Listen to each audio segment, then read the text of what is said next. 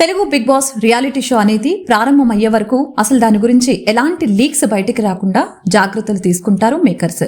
కానీ సోషల్ మీడియాలో big boss విశ్లేషకులు యాక్టివ్గా ఉండటంతో వారి నుంచి ఏదో ఒక లీక్ బయటకు వస్తూనే ఉంటుంది.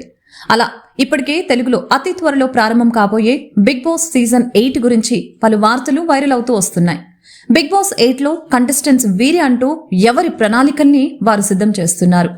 అలా సోషల్ మీడియాలో వైరల్ అయిన 4 మహిళలు ఈసారి బిగ్ బాస్ లో కంటెస్టెంట్స్ గా అడుగు పెట్టనున్నారని తెలుస్తోంది. అమృత ప్రణయ్ బిగ్ బాస్ లో కంటెస్టెంట్స్ గా రావడానికి సెలబ్రిటీలు కావాల్సిన అవసరం లేదు. వారి పర్సనల్ లైఫ్ లో కాంట్రవర్సీలు ఉన్నా చాలు.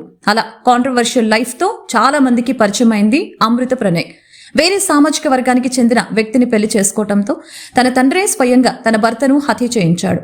దీంతో తండ్రిపైన కేసు పెట్టి న్యాయం కోరింది అమృత. అలా తన పర్సనల్ లైఫ్ తోని కాంట్రవర్సీ క్రియేట్ చేసిన ఈమె బిగ్ బాస్ 8లో కంటెస్టెంట్ గా రావడానికి ఎక్కువ అవకాశాలున్నాయని చెప్తున్నారు. బర్రెలక్క బిగ్ బాస్ లోకి సినీ సెలబ్రిటీలు మాత్రమే కాదు, పొలిటికల్ సెలబ్రిటీలు కూడా రావచ్చని బర్రెలక్క ప్రూవ్ చేయనుంది. చాలా మంది యూత్ అసలు రాజకీయాలంటే ఆసక్తి చూపించారు. కానీ బర్రెలక్క అలియాస్ కర్నే శిరీష మాత్రం ఈసారి తెలంగాణలో జరిగిన ఎన్నికల్లో పాల్గొనడానికి ముందుకొచ్చి అందరినీ ఆశ్చర్యపరిచింది. తను ఎన్నికల్లో ఓడిపోయినా కూడా బర్రెలక్క అంటే చాలా మందికి తెలిసిపోయింది. దీంతో తను కూడా బిగ్ బాస్ 8లో కంటెస్టెంట్ గా రావచ్చని వార్తలు వినిపిస్తున్నాయి. కుమారి ఆంటీ ప్రతి బిగ్ బాస్ సీజన్ లో సోషల్ మీడియా ద్వారా వైరల్ అయిన వ్యక్తి ఒకరుంటారు. అలా బిగ్ బాస్ సీజన్ 8లో కుమారి ఆంటీ కంటెస్టెంట్ గా ఎంట్రీ ఇవ్వనుందని రూమర్స్ అయితే గట్టిగా వినిపిస్తున్నాయి. ఒకప్పుడు యూట్యూబర్ గా ఫేమస్ అయిన గంగవ్వను కూడా ఇలాగే కంటెస్టెంట్ గా తీసుకొచ్చారు బిగ్ బాస్ మేకర్స్. కొన్ని రోజుల తర్వాత వారే స్వయంగా తనను బయటకు పంపించేశారు కూడా.